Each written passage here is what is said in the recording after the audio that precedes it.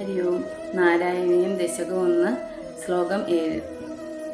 കഷ്ടം തേ സൃഷ്ടിചേഷ്ടാ ബഹുതര ഭവകേ ദാവഹ ജീവഭാജാമിത്യേവം പൂർവമാലോചിതമജിത മയാ നൈവ മധ്യാവിജാനേ നോ ചേ ജീവഃ കഥം വ മധുരതരമിദം തുത്വപുശ്ചിത്രസാർദ്രം നേത്രൈ ശ്രോത്രൈശ്ച പീത്വാ പരമരസസുതാം ബോധിപൂരേരമേരൻ.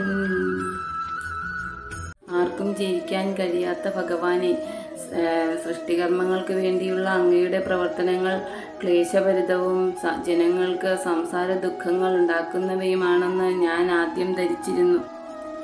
ഇപ്പോൾ അങ്ങനെ വിചാരിക്കുന്നില്ല. അങ്ങ് സൃഷ്ടികർമ്മത്തിൽ നിരതനായിരുന്നില്ലെങ്കിൽ ജ്ഞാനാർദ്രവും മധുരതരവുമായ അങ്ങയുടെ സ്വരൂപം നേത്രങ്ങളാലും കാതുകളാലും ആസ്വദിച്ച് ആ ബ്രഹ്മാനന്ദ സാഗരത്തിൽ എങ്ങനെ രമിച്ചു വിഹരിക്കും?